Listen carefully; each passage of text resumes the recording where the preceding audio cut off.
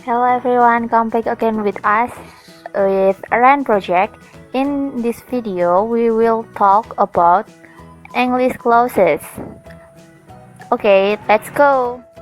Okay, our team is me, Risma Rahmawati, and my beloved friend, Anissa Siti Fatimah. Then, let's go to the material. Okay, what we are going to talk about in this session, we will talk about what is clause, types of clause, independent clause, and dependent clause. Then let's start. What is clause? Do you know what is clause? A clause is a group of words with a subject and a predicate or a verb. Jadi, clause itu merupakan sekelompok kata yang terdiri dari satu subjek dan satu predikat atau satu verb. Examples: Angela went to Jakarta. Here's Angela is the subject and went is the predicate. Rivaldo rides a bicycle. Here's Rivaldo stands as subject and rides as the predicate.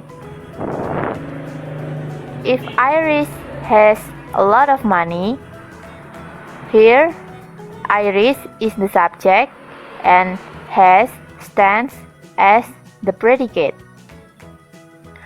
When I was child, here the subject is I and the predicate is was.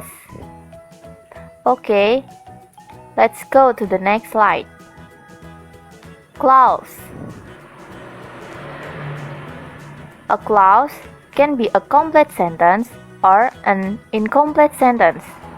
Then, every complete sentence contains at least one clause or more than one clause. Jadi, satu klausa itu langsung bisa menjadi satu kalimat. Atau juga satu klausa itu juga bisa berupa satu kalimat namun tidak lengkap. Dan setiap kalimat yang lengkap itu terdiri dari minimal satu klausa atau lebih dari satu klausa. Okay, the examples. Andy never misses Mr. Alan's class. Here, Andy is the subject and Mrs. is the predicate. Here, there are one clause dan klausa ini merupakan klausa yang berupa complete sentence. Jadi Andy never misses Mr. Alan class ini langsung bisa jadi kalimat. Then next, because Andy loves to study literature. Here, Andy is the subject and the verb is loves. Nah, ini juga satu klausa namun merupakan incomplete sentence. Kenapa kok incomplete sentence? Kalau kita perhatikan baik-baik, because Andy loves to study literature, what? So what? Jadi karena Andy suka mempelajari sastra, terus apa lanjutannya apa? Ini kurang lengkap. Jadi ini merupakan incomplete sentence. Dan berikutnya, Andy never misses Mr. Alan's class because Andy loves to study literature. Nah, in this clause, ini merupakan dua klausa. Yang mana klausa pertama, Andy never misses Mr. Alan class. Ini merupakan klausa pertama. Dan klausa pertama ini yang merupakan complete sentence. Jadi dalam kalimat ini, Andy never misses Mr. Alan class ini merupakan kalimat utamanya. Dan because Andy loves to study literature, ini merupakan klausa kedua. yang incomplete sentence tadi kan, ini masuk di belakangnya main sentence menjadi subordinate sentence. Jadi because Andi loves to study literature, ini menjelaskan kalimat depannya tadi. Andi tidak pernah melewatkan kelasnya Pak Alan karena Andi menyukai sastra. Seperti itu. Lanjut ya. Dalam klausa, there are two types of clause. There are independent clause and dependent clause. So, the first we are going to talk about independent clause. Independent clauses contain the main subject and main verb of a sentence. They express clear thoughts and can stand alone as a sentence. Okay, let's go to the example of independent clause. Mother was cooking in the kitchen. Here, the main subject is mother, and the predicate was cooking. Aiza had finished his homework. Aiza is the main subject and had finished is the main verb. Last is Robin will buy a red car. Here, Robin is the main subject and will buy is the main verb. Do you understand? Okay, come back again with the types of clause. Then the second one is dependent clause. Dependent clauses depend on another clause to make a complete sentence. Jadi, dependent clause ini tergantung dengan itu clause yang lain. Jadi, tanpa clause yang lain dia kurang bermakna. Nah, the examples of dependent clause. Tadi ya, ini yang ibunya memasak. Mother was cooking in the kitchen when someone knocked the door. Here, mother stands as the main subject and was cooking is the main verb. Here is the clause 1. As the independent clause.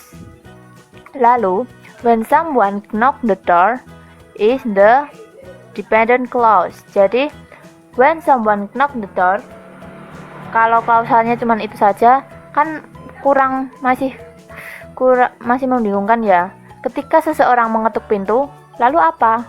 Kenapa kok ada seseorang mengetuk pintu itu lalu terjadi apa? Nah, itu kan kalau hanya when someone knock the door kan kurang lengkap.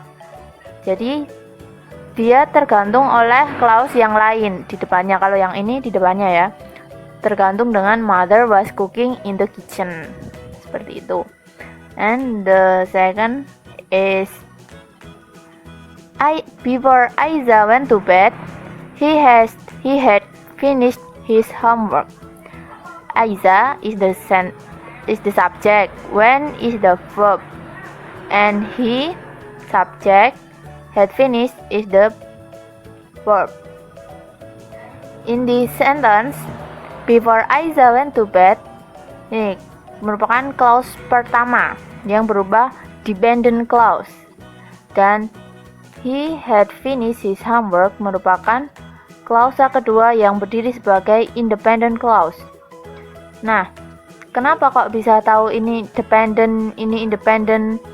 Nah, untuk lebih jelasnya, kalau dependent itu biasanya kayak ada konektor, apa sih? Konektor atau sub yang penyambung itu loh. Contohnya ada di sini yang mother itu ditandai oleh when.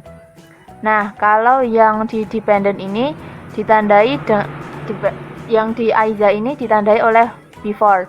Jadi dependent clause itu bisa di depan atau juga bisa di belakang. Seperti itu. And the next A slide about the types of dependent clause will be presented by Miss Anissa. Time is yours. Types of dependent clause. Dependent clause has three types. The first is noun clause, adjective clause, and adverb clause. Jadi dependent clause ini memiliki tiga jenis. Yang pertama adalah noun clause, adjective clause, and adverb clause. The next we will discuss about noun clause. A noun clause is a dependent clause that can be used in the same way as a noun or pronoun. Jadi, noun clause adalah dependent clause yang dapat digunakan dengan cara yang sama seperti noun atau pronoun. It can be a subject, predicate nominative, direct object, appositive, indirect object, or object of the preposition.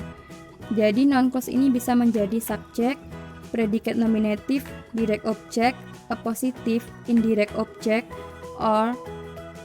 atau objek dari preposisi.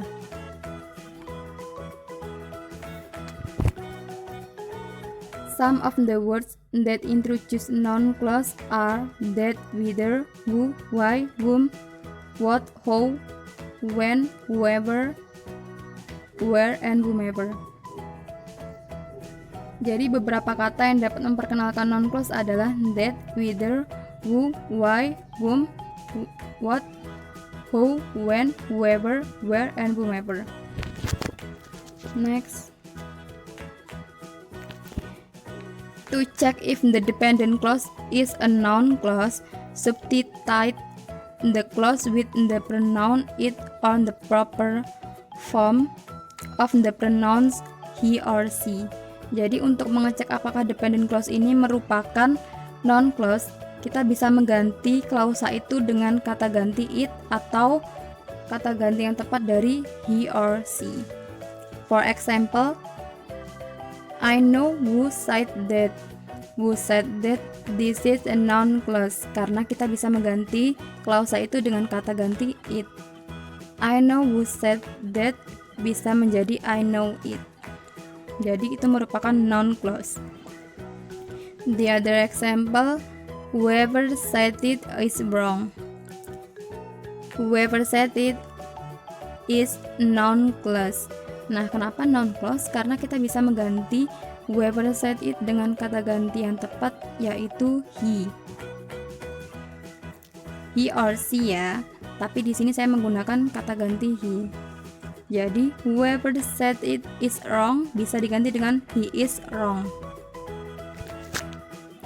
So far so good. Apakah ada yang bingung? Saya rasa tidak. Jika ada, bisa bertanya lewat komentar ya, sayang.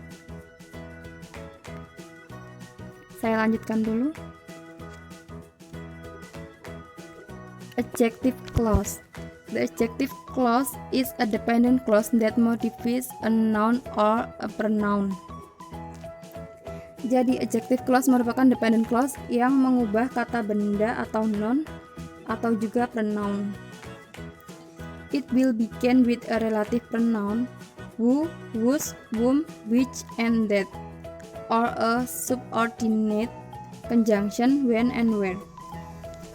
Jadi adjective clause itu diawali dengan kata ganti relatif yang berisi who, whose, whom, which, and that, atau subordinate conjunction when and where. These are the only words that can be used to introduce an adjective clause. Jadi itu merupakan satu-satunya kata yang dapat digunakan untuk memperkenalkan adjective clause. The introductory word will always rename the word that it follows and modifies except when used with a preposition which will come between the introductory word and the word it renames.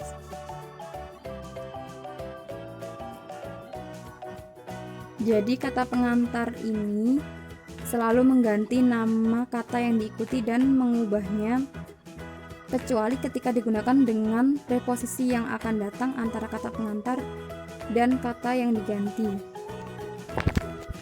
Next, examples of adjective clause. The student whose hand was up gave the wrong answer. Whose hand was up is adjective clause karena dia menggunakan kata whose yang merupakan bagian dari kata ganti relatif. The other example, Jen is a person in whom I can place my confidence. In whom I can place my confidence is adjective clause karena dia juga menggunakan kata ganti relatif yaitu kata whom. So far so good. Apakah ada yang ditanyakan? Jika tidak paham bisa bertanya lewat komentar. Adverb clause. An adverb clause is a dependent clause that modifies a verb, adjective, or another adverb. Jadi adverb clause adalah dependent clause yang mengubah sebuah kata kerja atau kata sifat dan kata keterangan lainnya. It usually modifies the verb. Ini biasanya mengubah kata kerja atau verb. Adverb clause are introduced by subordinate conjunction including after, although, as if, before, because, if, since, so that, then, though, unless, until, when, where, and while. Jadi adverb clause ini biasanya dikenalkan oleh subordinate conjunction termasuk after, although, as if, before, cause, if, since, so that, then, though, unless, until, when, where, and while. For example, they arrived before the game had ended. Before the game had ended, this is adverb clause. Karena klausa ini diawali dengan kata before yang merupakan subordinate conjunction dan before merupakan kata kunci dari adverb clause. Nah, before the game had ended ini merupakan modifis dari arrive.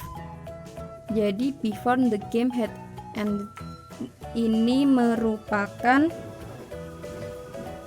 modifikasi atau pengubahan dari kata arrive. That's all about our explanation. Thank you very much for your attention. Wassalamualaikum warahmatullahi wabarakatuh. Thank you. See you on the next video.